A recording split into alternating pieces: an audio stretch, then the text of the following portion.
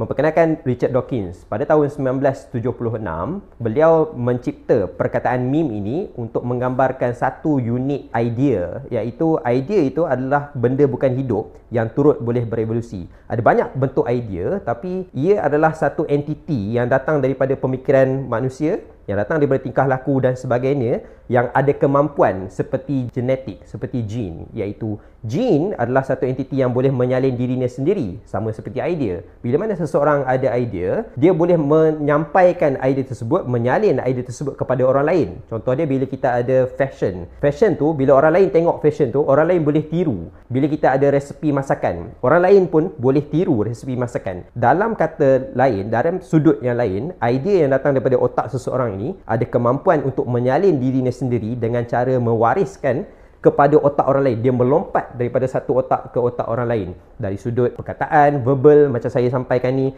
Dari sudut tingkah laku, kita buat satu tarian ataupun satu fashion yang mana tingkah laku ni boleh ditiru oleh orang lain dan sebagainya. Kalau kita ada resepi untuk nasi lemak contohnya, orang lain akan tiru resepi nasi lemak tersebut, dan idea tersebut boleh bermutasi. Orang tersebut boleh tambah cheese, boleh tambah benda pelik-pelik dan sebagainya, mengubah idea asal. Dan berlaku juga proses pemilihan alamiah. Cuma di sini berbeza dengan pemilihan alamiah dari sudut biologi. Pemilihan alamiah ialah dalam bentuk kolektif masyarakat. Mana-mana idea yang menarik, mana-mana idea yang kontroversi, mana-mana idea yang macam gosip, yang sedap didengar, idea tersebut akan dipilih dalam kolektif masyarakat. Jadi termasuklah tradisi, budaya dan sebagainya. Mana-mana budaya yang sangat-sangat berharga, bernilai, dipandang dengan nilai yang tinggi dalam masyarakat, itulah yang akan dipilih oleh masyarakat, itulah yang akan dipilih oleh kolektif idea dan dikekalkan dari satu generasi ke satu generasi yang lain.